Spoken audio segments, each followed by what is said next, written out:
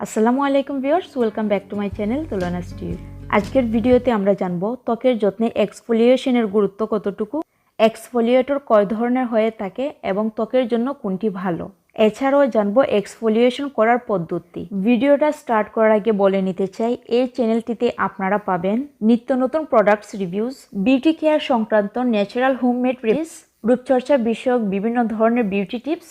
আপনি যদি এগুলোতে আগ্রহী হয়ে থাকেন তাহলে চ্যানেলটিকে সাবস্ক্রাইব করে নোটিফিকেশনটা অল দিয়ে রাখুন এই চ্যানেলের নতুন ভিডিও সবার আগে পাওয়ার জন্য। So let's move on to the main topic.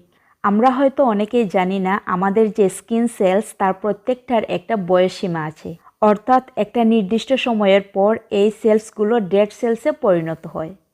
এই ডেড সেল যদি সময় মতো রিমুভ না করা হয় তাহলে স্কিন ডার্ক হয়ে যায়, পোর্স ক্লগড হয়ে যায়, স্কিন অনেক ড্রাই এবং পেছে হয়ে যায়। এই ডেড সেলগুলো স্কিনের সারফেসে জমে গেলে স্কিনে ফাইন লাইন্স, রিঙ্কেলস ক্রিয়েট হয়। তাই অবশ্যই স্কিন ডেড সেল নির্দিষ্ট সময়ের পরে রিমুভ করা খুবই গুরুত্বপূর্ণ।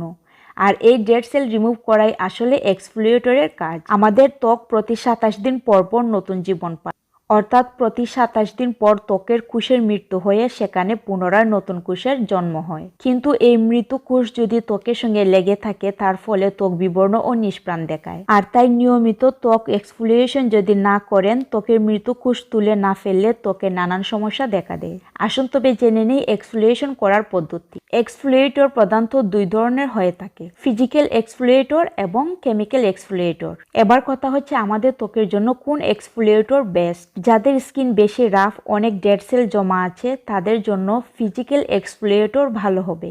কিন্তু ফিজিক্যাল এক্সফোলিয়েশন একটু স্ট্রং, অনেক সময় সেন্সিটিভ স্কিনে ও একনি প্রোন স্কিনে এক্সফোলিয়েটর বেশ হার্মফুল হয়ে যায়। সেক্ষেত্রে কেমিক্যাল এক্সফোলিয়েশন অপশনটা খুব ভালো। এখন প্রশ্ন করতে পারেন, আপু কোন কেমিক্যাল এক্সফোলিয়েশন আমাদের ত্বকের জন্য ভালো হবে এবং মানানসই হবে? সব ধরনের স্কিনের জন্য উপযোগী একটি কেমিক্যাল এক্সফোলিয়েটর হলো Fair's weekly peeling face wash. এতে আছে আলফা হাইড্রক্সি অ্যাসিড AHA ও বিটা হাইড্রক্সি অ্যাসিড BHA, যা পিম্পলের ব্যাকটেরিয়া থেকে সুরক্ষা দেবে এবং ডেড সেল দূর করবে। ফেয়ার্স উইকলি ফেস ওয়াশ দুই ধরনের পাওয়া যায়, একটি হচ্ছে অ্যালোভেরা বেসড আর একটি হচ্ছে মিল্ক বেসড। আমার হচ্ছে নর্মাল স্কিন, তাই আমি যেটা ইউজ করি সেটা হচ্ছে aloe vera. Aloe vera oil skin to combination স্কিনের জন্য বেস্ট। এতে থাকা অ্যান্টিব্যাকটেরিয়া পিম্পলের দাগ, ফাইন লাইন, রিঙ্কেলস দূর করতে সাহায্য করে এবং মিল্ক হচ্ছে সেন্সিটিভ ও ড্রাই স্কিনের জন্য পারফেক্ট। এটি ডেড সেল রিমুভ করে স্কিনকে সফট ও গ্লোয়িং করে। এই পিলিং জেলগুলোর ওজন হচ্ছে 100 ml আর প্রাইস হচ্ছে 225 টাকা। এবার আসুন জেনে নেই এটা কিভাবে ব্যবহার করব। এই পিলিং ফেস ওয়াশগুলো মূলত সপ্তাহে 1 থেকে 2 দিন ব্যবহার করা যায়। প্রয়োজন মতো পিলিং ফেস ওয়াশ হাতে নিয়ে ম্যাসেজ করতে থাকুন।